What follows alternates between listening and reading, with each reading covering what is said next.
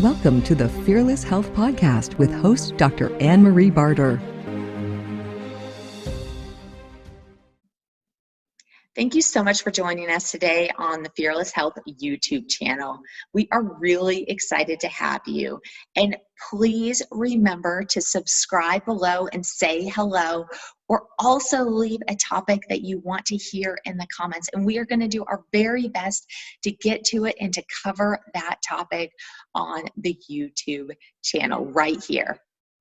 Also, if you are driving in the car, we try to make this convenient for you. So our podcasts can all be found on either iTunes or Stitcher under Fearless Health Podcast. Without further ado, let's get into it today, and we are so excited to have you. Thank you. Lisa, thank you so much for being here today. I'm super psyched to have you. And for the listeners out there that don't know, we are sisters. So this is going to be a super duper fun, I think, podcast today. So thanks for joining. And I'm really excited to talk about today what your expertise is actually in. Thanks, Anne, for having me. I am thrilled to be here. There is so much tie-in between lighting and health, and being able to share some of that knowledge to me is really exciting. So thank you for having me. Totally. Okay, so I want to dive in. And so we are going to talk about the circadian rhythm and why this is important for health. So can you first touch on what the circadian rhythm is? Absolutely. It's actually a pretty new science. It was only about 20 years ago, it was in 2001, that through a study of, I kid you not, blind mice, Wow. it was found that there's a whole series of non-visual photoreceptors in the eye. So most of those photoreceptors in our retinas are busy giving visual signals to the brain and helping us see. But about 3% of them are what are called intrinsically photosensitive retinal ganglion cells. And what was discovered was that mice who were totally blind but exposed to light during the day could maintain a normal sleep-wake cycle, whereas those who were kept in the dark went totally off a normal cycle. So the interesting thing about photoreceptors in the eye is that now we have begun to understand how the adaptation of our circadian rhythm, which is that normal, it's not quite 24 hours, it's about 24 and a half hours in most people, is regulated by exposure to both light and dark. And the crucial thing about that is that then all of our hormones, so our endocrine system, I'll just take this moment to say, despite the fact that you clearly introduced me with what I do, I am not a doctor. I don't even play one on TV. So Anne is the doctor in the room. I just want to be clear about that. But our endocrine system and all of our hormones are triggered by the circadian system. So the circadian system, there's a master clock in the brain if you want fun cocktail party talk, the super chiasmatic nucleus, which then gives signals to every single clock in the body. There are clocks in every organ. So if your circadian system is properly regulated, not only do you have better regulation of hormones and better sleep and wake cycles, but even things like hunger, athletic performance, and sex drive are positively affected. Likewise, if you have a poorly entrained or dysregulated circadian system, there are a whole host of disease risks that are heightened, that are very frightening. And I know we'll talk about that more. But on a very simple level, your sleep and wake cycles are dysregulated, and your hormones are also dysregulated as a result of a poorly entrained circadian system. And it's even more important to understand this now because our world of electric lighting has us set up.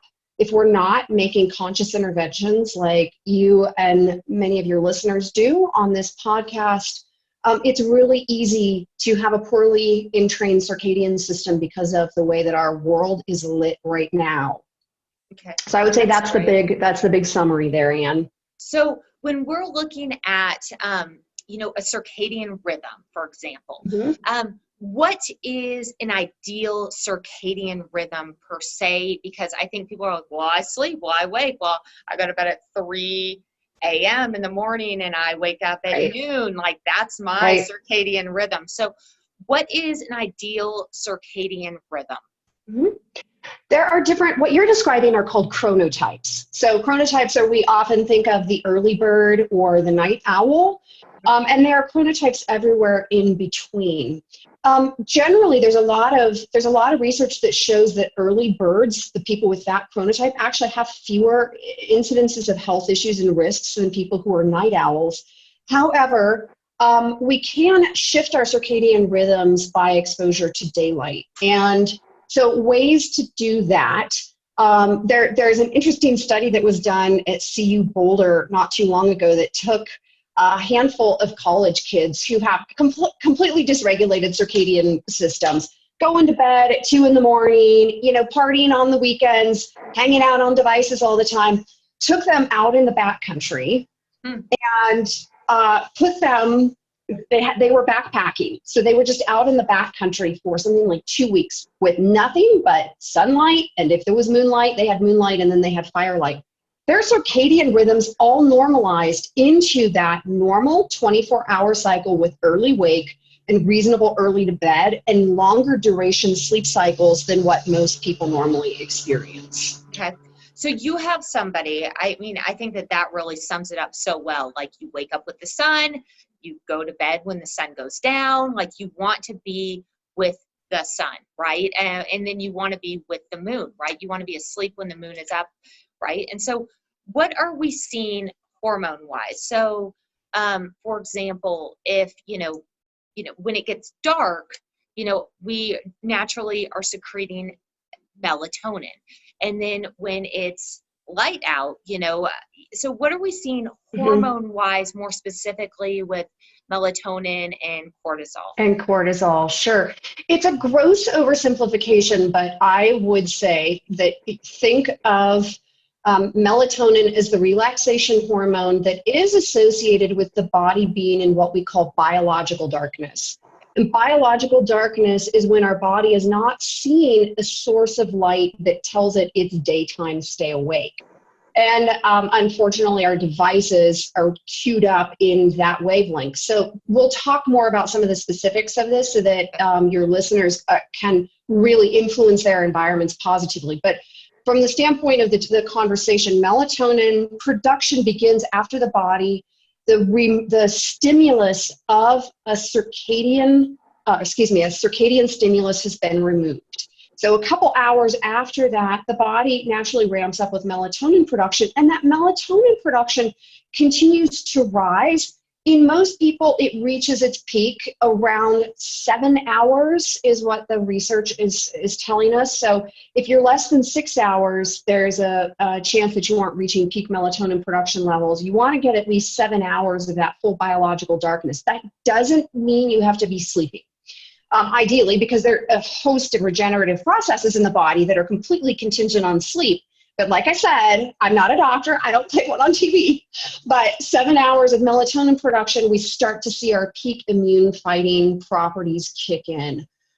During the day, as a converse, what happens is that when we wake up, we want to have exposure to that circadian stimulus within an hour and a half or so of waking. So somewhere between 1 and max 2 hours of waking. And what happens then is melatonin levels are starting to drop already, but that exposure to daylight, preferably, will then create even more melatonin suppression, and it will generate cortisol, which, as you well know, there are real issues when we have elevated, sustained levels of cortisol around the clock. I call that never-ending summer, and that has a handhold with type 2 diabetes and obesity, and even the AMA has acknowledged that. The AMA, very conservative. I actually didn't know that. Yes, the AMA has made multiple position statements on this. So we don't want to be in a position of excess cortisol, but if we do not have adequate cortisol production during the day, then we're sleepy and we can't get anything done. So cortisol is daytime wakefulness, bright overhead light, get her done.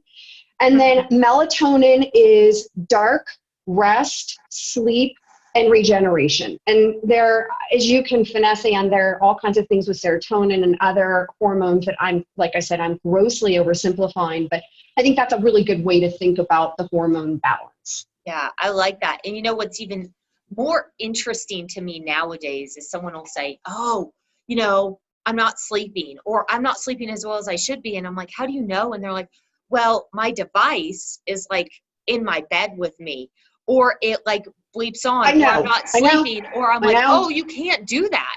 Don't do that. Don't do that. So for everybody, we're going to just stop and say this. Devices should not be in the bedroom when you sleep.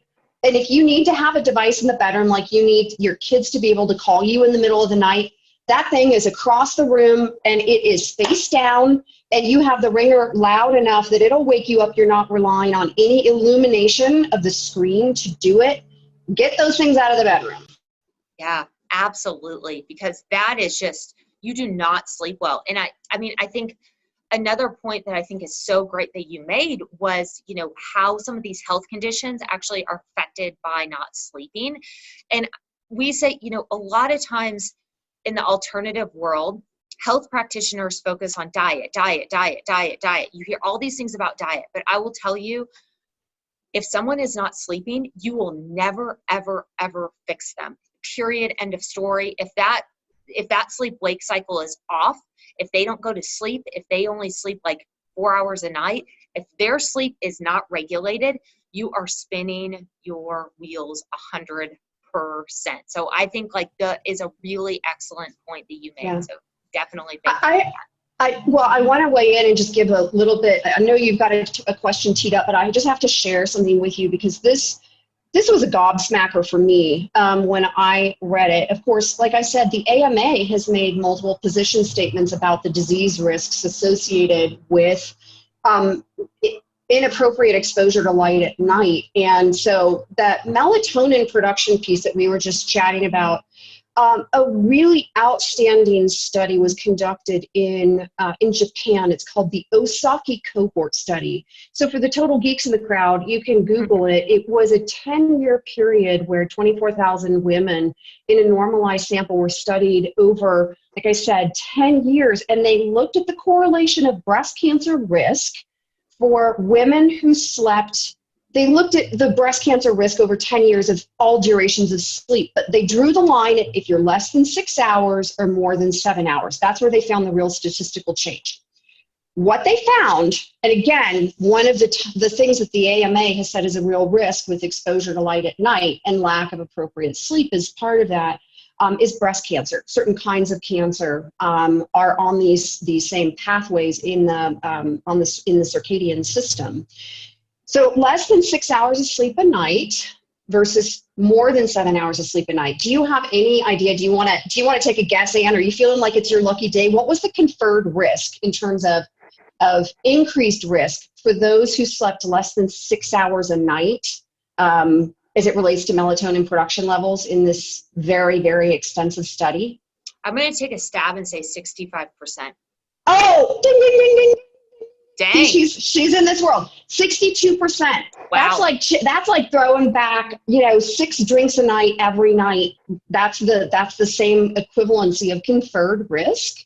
And so that comes back to that peak melatonin production, that if you aren't getting to the peak levels in the body, which for most people happens around 7 hours a night, your immune system never has a chance to swing into full ass kicking karate mode, which includes all the cancer fighting properties like natural killer cells and T cells. I mean, all of that function doesn't happen in its full capacity if we don't have peak melatonin production. And that's why I'm so interested in talking about lighting, because that's the precursor to all of this. We don't have the appropriate light and dark cycles. There are many other disease risks, but that's one example that, by the way, has been corroborated in multiple other research studies from around the world, including Scandinavia and Israel. So we have to be careful that we're looking at really good research. This falls under the category of really good research.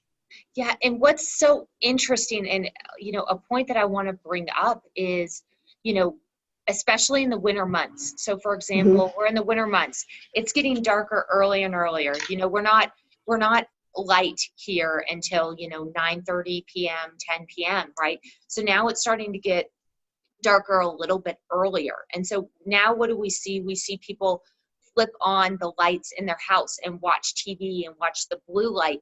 And so what are we seeing that do per se to having, so much brightness at the end of the day. And then we have, I think one of the biggest comments when people come in to see me is there's a few things. Fatigue, which I think directly relates with what we're talking about. They have problems falling asleep. They have problems staying asleep. I think are three of the biggest issues that people come to see me with. How do you believe these issues are related to what we're doing when we get home at the end of the day with turning on the TV, turning up the lights, turning all the lights on in the house when it's dark? What you're talking about with exposure to devices, Anne, is a huge consideration. I want to rewind and just talk a little bit about Sure. the circadian system in its in the way that our eyes are adapted. Lawn service is outside. It's a little noisy. You'll have to edit this out if it's too noisy. But our eyes are adapted to this incredible range of light exposure. And we measure this in foot candles, which is basically the light. This is so non-scientific, it's funny. It's the light of one candle on a square foot, 1 square foot, 1 foot away. So that's a foot candle. Our eyes are adapted to such a huge range of light levels. It's important to understand that because we need to talk about the relative numbers of light level exposure. So our eyes are adapted to from 0.01, so 1/100th of a foot candle under the full moon, which if you've ever been out in the middle of the night under a full moon, you can read the newspaper.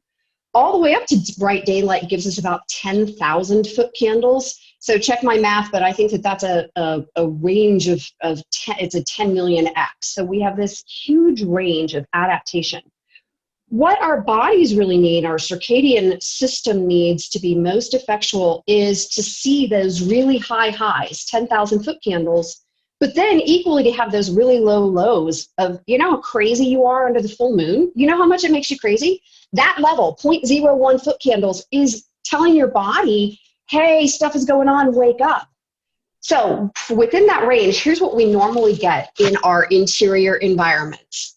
In our offices, if you are in an office or in a classroom, you might have somewhere between like 20 and 40 foot candles, 20 to 40. And at night, most of the time, our houses are lit up to, at least somewhere in the 10 to 20 foot candle range. And then after dark, most people with incidental lights on, or if they go in the bathroom and just have a night light on, are still in that 1 to 2 foot candle range. So what that's telling our body, it's this perpetual biological twilight. We're not getting the really bright days and we're not getting the really dark nights, and we need both. So back to your question about what are devices doing, devices are actually exacerbating that biological confusion because they're producing light that aligns with the portion of the spectrum. There's a specific wavelength that is the same color of light as sky blue. Duh. We've evolved under daylight. So that portion of the spectrum, which happens to be 485 nanometers, for those people who want to go look at spectral distribution charts of lighting, which I do all day long, that portion of the spectrum aligns a lot with what's coming out of devices. What's coming out of devices is a little shorter wavelength, but it happens to have the extra added benefit of causing retinal damage. So we just get double bang for our buck of not only is our body getting the signal of like, stay awake because this blue light is coming into our eyes, but we're increasing risk of retinal damage. And LED lights, as wonderful as they are around the energy consumption, the native color of LEDs is blue, and then yellow phosphors are layered over those. So when the blue light goes through this yellow phosphor, it mixes and it looks like white light. But our body is still getting this blue light component from most LEDs. So if you're at home and you have a TV on and you have LED lights that are on at full intensity and you're using devices, you are giving your body signals that, hey, it's still daytime. Your body's like, oh, dude, I got to stay awake. So your melatonin is not ramping up. Your cortisol is still elevated beyond where we want it to be. And that's when we get into that thing called never-ending summer. I think about the correlation of what does Mother Nature give us? She gives us this bright overhead light. And so anytime that we have that going on, it's telling our bodies, stay awake, do more. It's like back in our days of being hunters and gatherers, and it was August or July, and we needed to hunt and gather food all day long to set by stores in the winter. We had a lot of cortisol production because we needed to get a ton of stuff done during the daylight. But then what happened? We would move into fall and winter, and we would go into much shorter days and a lot more sleep. Our devices and TVs have us in that never-ending summer mode. And there are ways, this isn't meant to be all bad news and risks and horror stories. There are ways that we can mitigate some of that. But know that, yes, in summary, that exposure to blue light, whether it's from LEDs, and incandescent light does have blue light. Let's not sort of fall into the misconception that, oh, if it's LED, it's bad. If it's incandescent, it's good, because that's not exactly true. But exposure to devices, those are all just telling our body it's later. It's telling our body to stay up, and light is making our body stay awake longer. Do you recommend one light source over the other? I do not. I mean, I think the key thing is there are several parts of this. If you're using LED sources, you need to be careful about what that native, and this is kind of moving into the world of super technical, but you have to look at the spectral distribution, which for most lay people that aren't in the world of lighting, that's kind of a tough thing to do, right? So our next best ally is to look at intensity. So the circadian system not only looks at spectrum, it looks at a number of factors. So those, going back to those photoreceptors in the eyes, those intrinsically photosensitive retinal ganglion cells, they first want to check out, is this the right spectrum that's telling me that I got to give a signal to the brain? So that's number one. Number two is what we would call the dosage, which in terms of light levels is just how bright or dim is it. So if you want to be safe at night, dim your light levels to as low as is possible. The lowest amount you can possibly tolerate is a really helpful thing. So I say put everything in your house on a dimmer. My closet is on a dimmer. Like, you know this, Anne. You've been in there. Yeah. Everything is on a dimmer. And I have some recommendations about control systems that can make all of that automatic, because we're busy. No one has time to go around and like twizzle all the dimmers all the time. So there's systems that can do that for you. But so number two is dosage. Number one is spectrum. Number two is dosage. Number three is directionality. So those IPRGCs in the eye are back here in the lower portion of the retina, just because you would expect you want the sunlight to hit there. That's where they're going to register that. So if you have a device like this, for those of you who are watching the video, you see me showing a little desktop. It's fabulous. It's a circadian light. The challenge with this is that it is entering my eye and it's hitting back here. It's not hitting here. Oh, I just turned it off. So what we want to do is make sure that if we're looking for circadian stimulus, that we have that hitting this back portion of the eye, which would suggest overhead lighting. If it's nighttime and we want our bodies to understand that it's dark, our best friend is to keep all the lights below the horizon line, because that's like firelight, right? Oh, that makes sense. Wow. Right? Yeah. So think about, and I give full credit to my colleague and friend, Robert Soler. He developed lighting for the International Space Station to help the astronauts stay regulated in appropriate cycles, because there's no natural light there. There's no sunlight. So he developed a lighting system for that and is now the chief science officer at a company called BIOS, which produces circadian lighting. And Robert and I have spoken together at multiple conferences nationally about this topic. And so I give credit to him for this concept of, during the day when you want that circadian stimulus, think about lighting the sky. So you want your sky to be bright, anything over horizon line, and that's hitting those photoreceptors that cue the circadian system. After dark, think about lighting the fire. How beautiful is that? And there are two parts of that. You want it to be below horizon line because it's not hitting those photoreceptors. But the other thing is that it's also really, really warm. The color temperature which is a fancy lighting term for how cool or warm it is is candlelight. And candlelight color, that really warm amber candlelight glow, most of those sources have almost no circadian stimulus. So if you think about those cues, that goes back to spectrum. So after dark, we want everything to be as close to candlelight or firelight as possible. We want it to be below the horizon line. We want it to be as dim as possible. Those things will really help go a long way toward making sure that you're not cracking out your body with exposure to blue light. But we still have to talk about managing devices, because you can do everything you want with all the electric lighting in your house, and you can have beautiful lampshades that are low and have it all dimmed. And if you're still using your devices, there's still going to be a problem. Mm-hmm.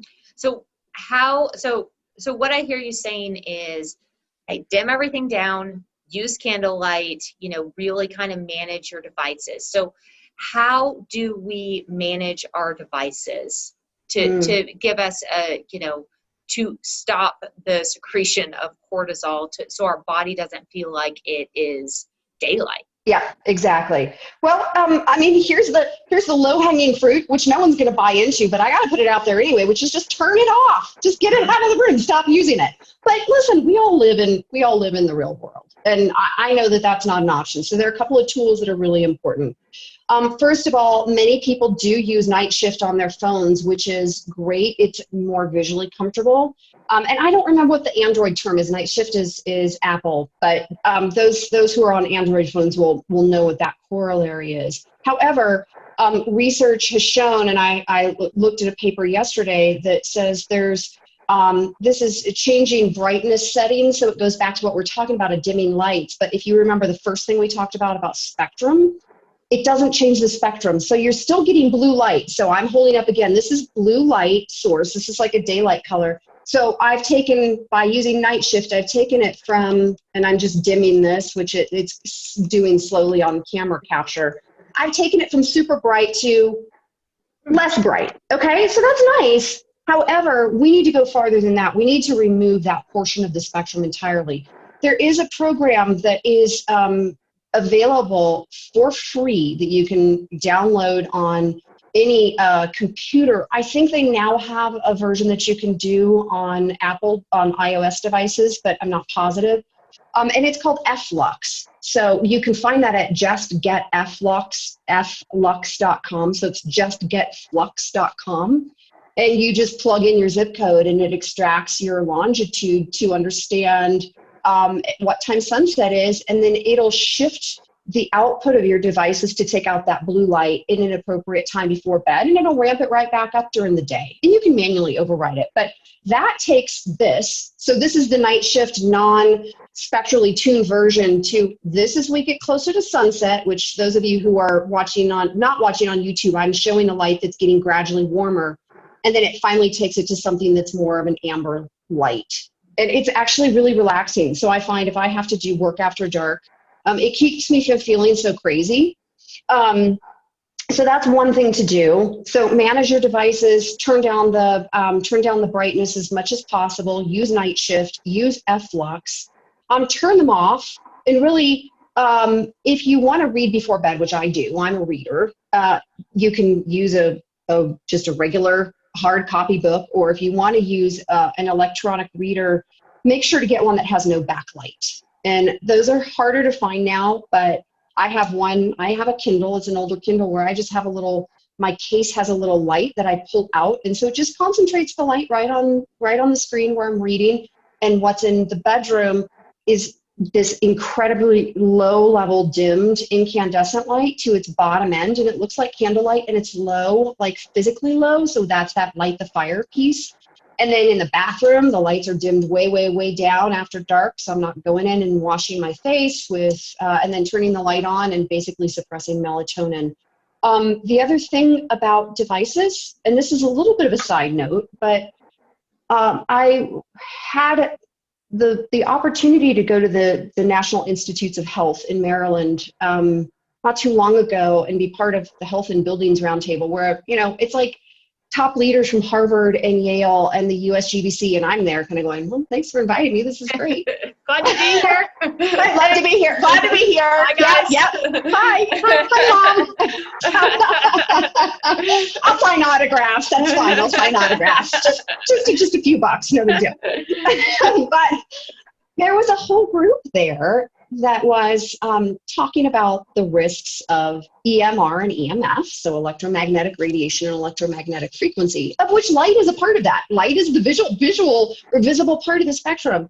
But the EMF that is coming, or the EMR that's coming off of our devices, frankly, the NIH is not sure what to do with this group of people because the research is so irrefutable of the risks associated with that, but no one knows what to do with getting rid of devices, getting rid of Wi-Fi, and so the topic is largely ignored. However, and I'm sure you've had or will have other experts that address that topic, there is a whole component of risk associated with devices that has nothing to do with the light output, but that EMR will have an adverse effect on the body. And that's why I keep coming back to, yes, we can do all the color shifting, we can manage the spectrum, we can dim those down, try and put them away 2 hours before bed, but there is still a health risk associated with just its presence in the space. And so I like to recommend the bedroom should be a device-free zone. Don't have a TV in the bedroom. Don't like, if you have to have your phone in there, keep it across the room, but don't then hang out and have your laptop and your iPad and all of that. Get it all out of there. You will sleep better. And if you happen to have something that has one of those little, the little indicator lights, like the little green LED that's on the fire alarm in the hotel room that'll keep you up all night, you know what I'm talking about? Oh, yeah. There is a product that you can buy. I actually bought a sheet of these stickers. They're from a company called, multiple companies make them. I bought one from a company called Light Dims. And they're just these little blackout stickers in various sizes that you can use to just put over whatever those annoying little indicator lights are as a last resort. Because again, those can cause some wakefulness. Going back to the photoreceptors, Anne, and this is a very long answer to your question, what I didn't touch on is that while the exploration into circadian biology began with the iPRGCs in the eyes, early research, and one of the proponents who was on her own, Dr. Joan Roberts, was on her own on this for a long time, saying our skin has photoreceptors all over. Now the circadian biology has caught up with her. She was the early voice in that, and we are beginning to recognize that there are photoreceptors all over our skin. So it's not enough to take the stimulus away from our eyes. Like if you sleep with an eye mask on, that's really, really helpful. But if you still have incident light, like from street lights or moonlight coming through your blinds or indicator lights in your bedroom hitting your skin, you are still getting a stimulus. And that's why full darkness is hugely important for not only sleep, but for letting the body reach those peak melatonin production levels, which then are tied to a lot of immune system function. It's so interesting about you saying that about the flashing light. So Stephen has this Android phone and it like literally updates, and then he gets this blue flashing indicator light that happens. And I sleep with an eye mask, and that bad boy will wake me up out of a dead sleep when it does that. It completely wakes me up, and I'm like, nope, it's bad. Yeah, that's right. That's correct. It's and like, then you just proved it. You just proved it. Photoreceptors in the skin, right? Right. It's incredible. Like, and I'm a good sleeper. I'm real solid at sleep. But that was one of the things that I can actually notice or I can see. And again, the whole thing, I sleep with an eye mask, cool temperature. I sleep fine through the night. I don't have any issues. But literally, I'm like, I didn't sleep well last night. And I look over and like that indicator is, I'm like, did your phone update? I hate your phone. Yeah, no kidding. No And it will kidding. literally be in another room and I can see it. Like I can feel that. So that is absolutely crazy that you say that about the photoreceptors in the skin. So, I mean, I think one of the things, you touched on some of the diseases earlier that can be associated. Has there been any research that talks about brain deterioration with, you know, the overconsumption of light or blue light. Have you seen anything with Mhm. that? I certainly have. I have had the opportunity to work on multiple behavioral health facilities. And so the amount of research, just digging into it, is really fascinating. And there are a couple of areas, Anne, that are worth talking about. One of them is behavioral health. And so when we talk about mental disorders, mood disorders, including depression and bipolar, are among those things that the AMA included in a position statement of elevated risk with inappropriate exposure to light at night. So when we don't have a strongly entrained circadian system, we do have greater risk of mood disorders. And sleep disorders certainly can fall into that category. Seasonal affective disorder, which is pretty low hanging fruit. But depression is tied into that, as is bipolar. And there is a corollary that I think is really interesting, which is that this gonna sound real fancy, but I'm gonna say it anyway because it's fun, and then I'll say it in plain English, which is the effectivity of pharmacological interventions is decreased when there is circadian dysregulation in behavioral health patients. So that's a really fancy way of saying your medicine doesn't work as well when you do not have appropriate sleep-wake cycles. So we have a double whammy. The other place, and you brought up brain deterioration. I'm trying to find the exact page in my notes because I'm a note maker, note taker, and I seem to be missing the sheet that I wanted to look at. However, there is a correlation with aging where, let's talk about what happens in the eye, because this all builds up, and then we'll work backwards back to your question.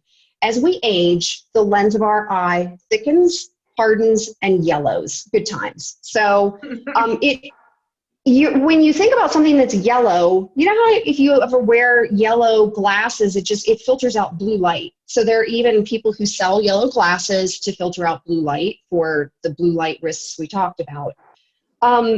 When we age and our lens is yellow, we are getting less of a circadian stimulus to the brain.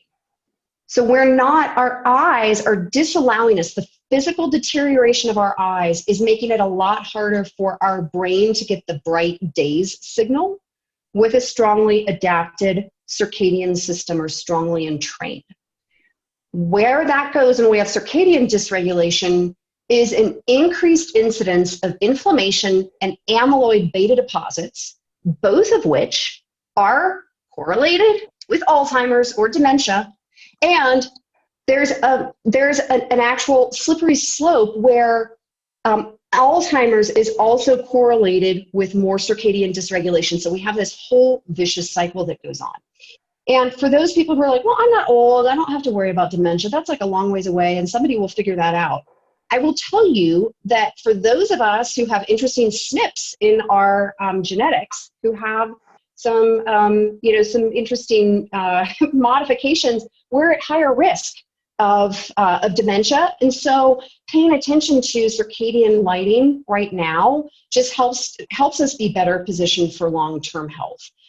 So as we age, we actually need more exposure to a circadian stimulus just to overcome the physical nature of the eye. And without that, absolutely, circadian dysregulation is strongly correlated to increased incidence of causative factors within Alzheimer's or deterioration in the brain.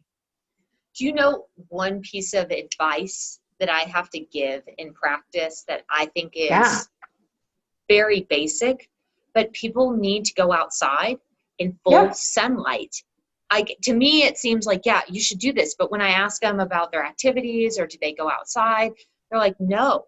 And they have trouble sleeping. And so they're never outside in full sunlight. That is so interesting about us. And you especially see that as people age. And so that is interesting that they're not getting the light that they actually need to stimulate. Yet that's fascinating. So I think that is so true from what I've seen over and over again. It comes down to the idea of bright days and dark nights. And that's what Mother Nature has given us. And it really, I keep things simple. I do and I have an indoor job, right? So there are people who work outside, and this may be a little bit easier for them, but I work inside. In the days of COVID, I'm working from home, so there's really no reason I even have to leave the house. But I will get out in the morning before I start the workday and at least take a 15-minute walk around the block, and I do that without sunglasses on, even if it's really bright and I'm kind of having to blink a lot.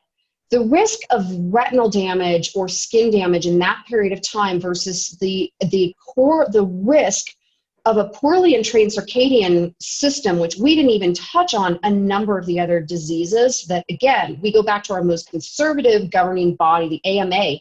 They've made multiple position statements about it. So that risk that I think dermatologists have really done a great job of making people aware of the risks of sun damage associated with sun exposure. However, we're not giving due attention to what we need to do for circadian regulation. So I go out and walk without sunglasses on for at least 15 minutes. More is better, but I find 15, 20 minutes is kind of a good baseline for me to at least kind of keep out of serious trouble. Like I said, more is better, but 15, 20 minutes, and do it within an hour and a half or so of waking, because there's a correlation with your lowest core body temperature or basal body temperature. And then during the day, some people use blue blocking glasses, like that's a big thing since we're all on tech a lot. Frankly, that's going to help with some retinal damage, but stay the heck away from those when you go outside and you get some real daylight in your eyes. And then make sure that as much as possible, you're just dimming all those lights as low as possible after dark. I try to turn off devices well before bed, sleep in a device-free bedroom. And absolutely, that daylight exposure during the day is a key part of it. That's awesome. I mean, I do the exact same thing. I get up. And so except for Stephen's phone. Yeah. Oh, yes, as far as sleep goes. Terrible. It's terrible. Oh, that phone. The death of me. But I'm the same way as you. I like to get up and walk around and let my body know what time of the day it is. Again, since I work inside most of the day, and then I like to get outside after work to again tell my body what time of day it is, so that it has an idea. So yeah. There's a couple other questions I've got for sure. I want to, you touched that there are some other diseases associated with this. Are there any that you'd like to touch on right now? Because I definitely want to get into the colors of lights and what those do. Yeah. Oh, fun. That's a really fun topic. Well, just know that because all of our hormones are really dictated by our circadian rhythms, that all of the things that are regulated, such as hunger and sexual drive, all of those hormones are tied into our circadian system. So without going in depth into it, there are greater risks of obesity, and then, like we talked about, with elevated levels of cortisol, type 2 diabetes. But reproductive problems can also be indicated in this. And I do not mean to oversimplify. There's a huge difference between correlation and causation. So I'm not saying that any of this is causative, but it's correlated. So it is a factor. And when we look at the cost of some of these diseases, so all these various kinds of cancers and type 2 diabetes, both in terms of direct treatment costs as well as lost productivity, those costs for the US nationally are in the billions of dollars. And if we could make 1% of a difference by changing some of our light equations, we can save this country hundreds of millions of dollars in lost productivity, time, and medical costs. And so to me, that's a huge motivation. Some people really need to know the numbers to be motivated. There's a big financial motivation. But I think from a disease standpoint now, we've probably touched on a lot of the really key items. So I say, yeah, let's keep going. Yeah. Okay. I think one of the cool things too that you were talking about, photoreceptors and lights, that I just want to throw in there is serotonin is actually also produced with the photoreceptors there. And so when it hits the Raphe nuclei, and so serotonin keeps you happy, and that's going to help with affect seasonal affective disorder, for example. And there's a lot of misinformation out there that most serotonin is made in the gut. It's actually stored in the gut. And so you're going to see that with a lot of depression, a lot of overeating, which is also, creating, issues as well. So I think that that's really important also, to get that direct sunlight so that you can feel happier. Yeah. And so getting that direct sunlight is really important. And I mean, SSRIs are one of the largest prescriptions in the country. So get outside. Oh, and one other thing I want to say, just because some people need to know what artificial light interventions are available. There certainly are arrays that you can sit in front of an array that will help. Those are often marketed for seasonal affective disorder. There is starting to be a trickle of products on the market that are targeted to consumers. So you don't have to be in the professional world of lighting design to kind of access some of these very specialized products. And two things that are worth mentioning for those people who just say, I absolutely have to have some kind of electric light intervention for whatever that reason is, which there are valid reasons out there. Some of which may be, I live in Alaska, will help me in the winter, right? So one of there are two companies that I'll mention and I take the science very seriously. So there's a lot of what I call blue wash out there. Like, this is circadian lighting. It's going to help you. It's tunable white.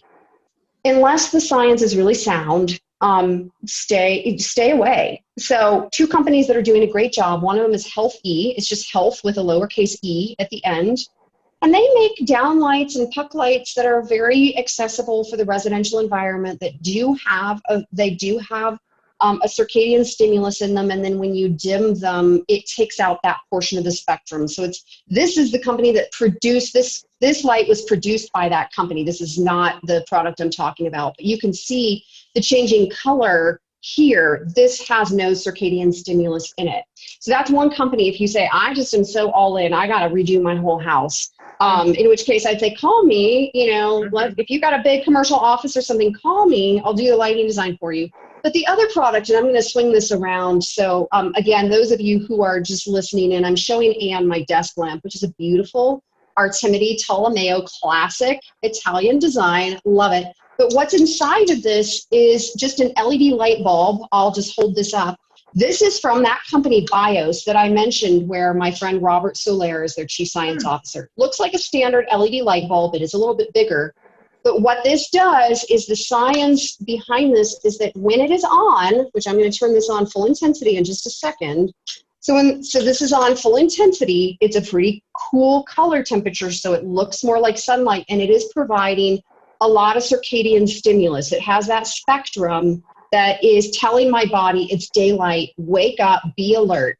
And then I'm going to take it just to the low end to show. So hopefully you can see this, and I'm just using a little Lutron Caseta or a Lutron plug-in lamp dimmer. You can see how warm this gets. And frankly, I'd like to see it be dimmer. I've given that feedback to BIOS. But this does not have any circadian stimulus in it. And I'll tell you how effective this is. I had one night where I was working late, and I had it on full intensity because I was doing paperwork. And so I was on my computer, but I was doing paperwork, and I just left it on right next to me, one light bulb right next to me. And I was awake and totally awake. Like I could have gotten up and done anything until 3 in the morning. And I had turned off the light by 10, but I was awake until 3 in the morning, one light bulb. So it's also just kind of buyer beware. You need to be cautious. You need to know what you're using, but there are solutions coming onto the market where you don't necessarily, it is best to get sunlight, but there are other ways you can do this. So again, I'll just reiterate, that's BIOS lighting, it's BIOS. And if you look for circadian lighting, there's a link to consumer lights. Ironically, Dave Asprey, he of Bulletproof Coffee, found this research and tapped Robert and BIOS to produce these same bulbs for him. So he's selling them under the brand True Lights. So if you want to buy them from Dave Asprey, you can buy them from him. I would just suggest you price compare. But so True Lights from Dave Asprey or BIOS, and then Health E lighting are all really reputable sources where the science is solid. Cool. Wow. And by the way, I get nothing for any of this. So in case y'all are wondering, I don't get any royalties, compensation, anything for any of this. I'm not trying to sell anything. Nada. Yeah. Okay, so I love that. So let's talk about the different colors in the light spectrum and what that's doing, because I think the research on the red light is incredible. Sure. So once we move out of the world of just talking about strictly white light, and for the purposes of this conversation, we'll call all daylight white light, even though it ranges from candlelight color to that really cool, almost blue. We'll just oversimplify and say that's white light. So when we talk about colored light, it's anything that looks like a saturated color. So think nightclub. And it doesn't have to be saturated. It could be more pastel. But I've been really interested and have done research in this realm, and also executed some solutions on projects where we've continued to do research and do follow-up post-occupancy evaluation to gather data on people's experiences. But as a minimum, some of the things that are out in the world of science are that red light, and the military has known this for a long time, red light is highly alerting. So it also can trigger aggression and anger. So we certainly, if someone has those tendencies or is a mental behavioral health patient, we do not want them to be exposed to any kind of red light, much less in a kind of saturated environment. But red light will provide an alerting function that doesn't do melatonin suppression. So what we were talking about, the example I just gave with the light that has a circadian stimulus, my melatonin was suppressed. So not only was I not sleeping, it kind of threw off my sleep-wake cycles. Had I decided I really have to stay awake and alert and I need to do it till 3 in the morning, and I did it with red light, my melatonin would still be ramping up for production. The other interesting things about red light are that it enhances muscular and athletic performance after exposure. So that's at that cellular production level. Like red light is often used in skin treatments for collagen production, so it's actually enhancing things at a molecular level. And so those are some of the interesting items about red light. Green light. Wait, can I just stop you? I can hear people out there being like, do I have to sit in a tanning bed with it? Can I just put it on my face? Like, how do I do that? Do I need it on my feet? Where do I put it to enhance my performance? Oh, right. Yeah. So actually there is, I have done this multiple times. There is a company that is building what look like tanning beds, but they have far red light in them. It's not infrared. It's actually a little bit more in the visible light portion of the spectrum, but they talk about all the benefits of cellular reproduction and everything else that happens. I don't remember the name of that product, but I've gone to Denver Sports Recovery to do that, and I've found it to be very effective. What you want is truly, you want your brain to be, there are two methods. There's a signal to the brain, and that's part of it. So the alerting is going to happen through the eyes, but it'll also happen some through the skin. So all of that muscular performance is most directly delivered through the skin.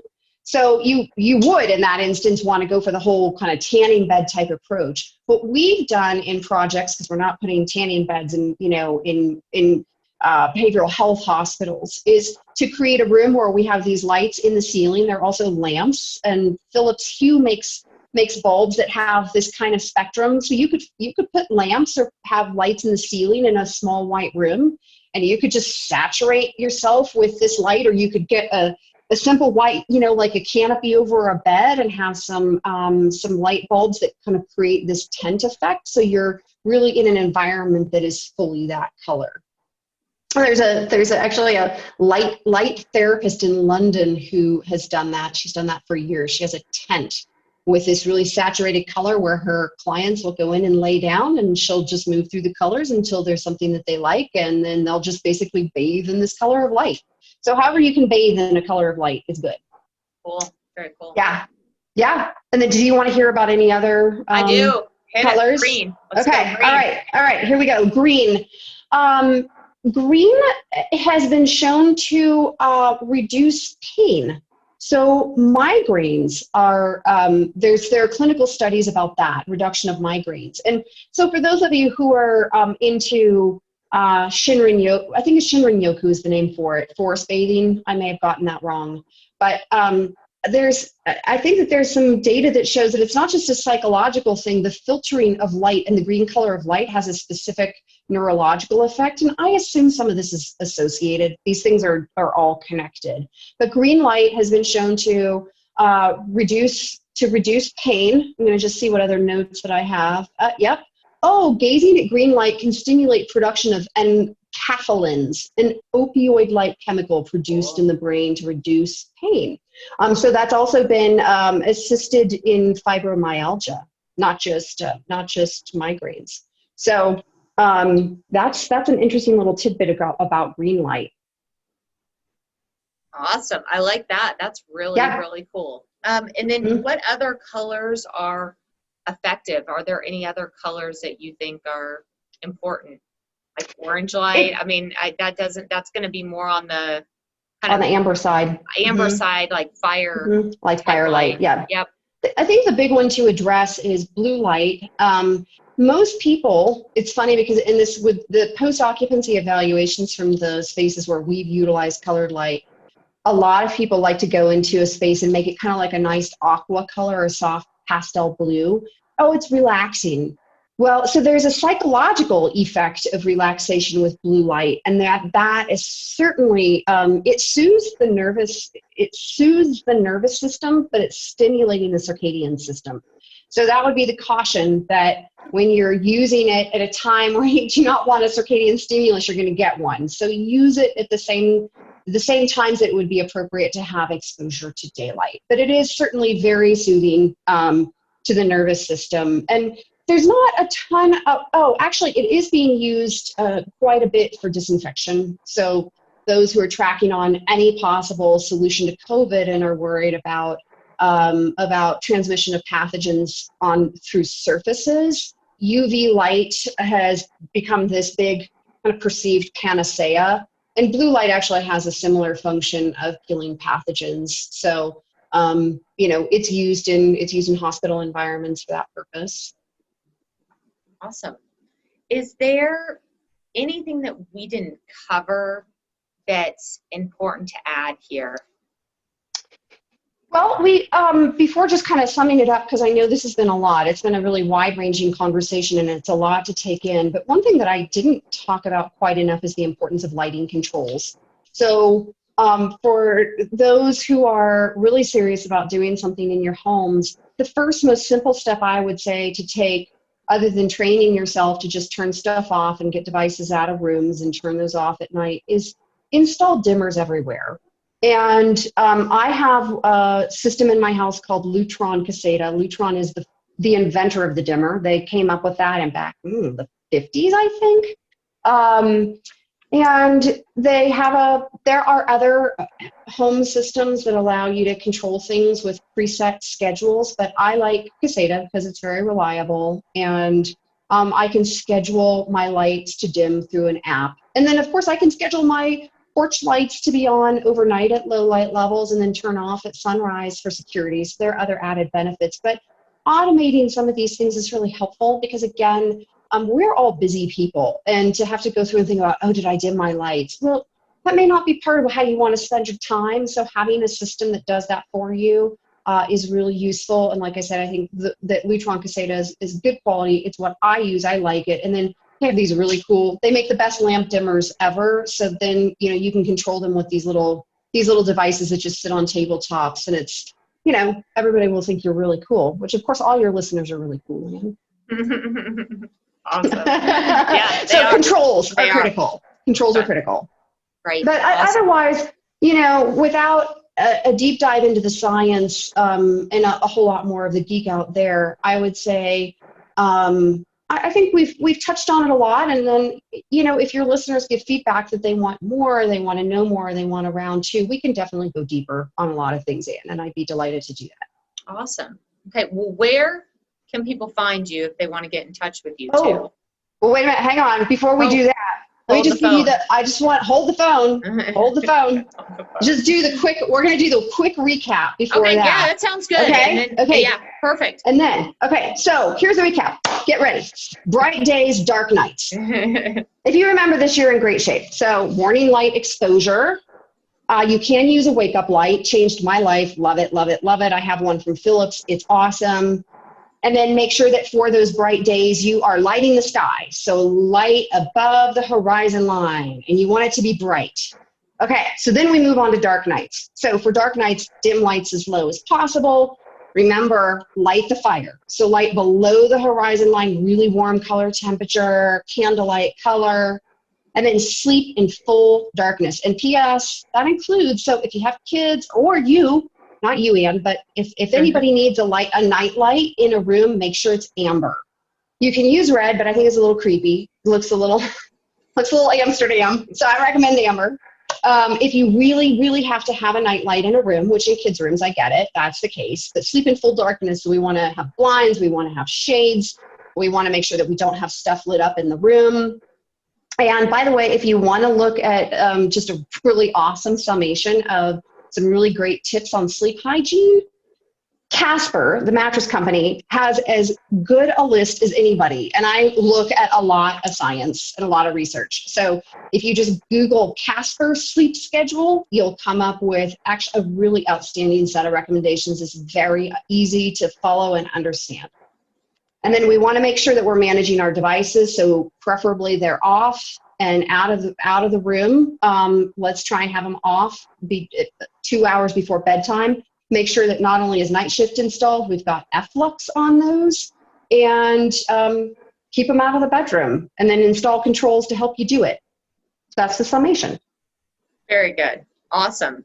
And where can people find you now if they want to get in touch with you? Oh, I would just look me up on LinkedIn. So if you just look up Lisa Bartlett Lighting on LinkedIn, you'll come right up with my profile. Awesome.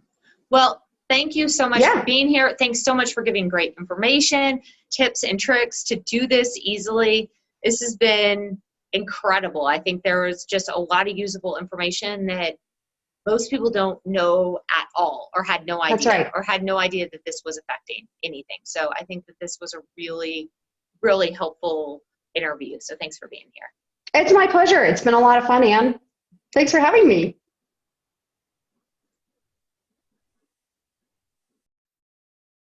Thank you so much for watching today on the Fearless Health YouTube channel. If you liked what you heard today, remember to subscribe below, because we have so much more great information always coming out. And if there's a topic you want to hear about that we haven't released yet, please place that in the comments below and let us know what you want to hear more of in the comments, or just say hi. We really want to hear from you because we do this for you. So thank you again for watching. Take care until the next time.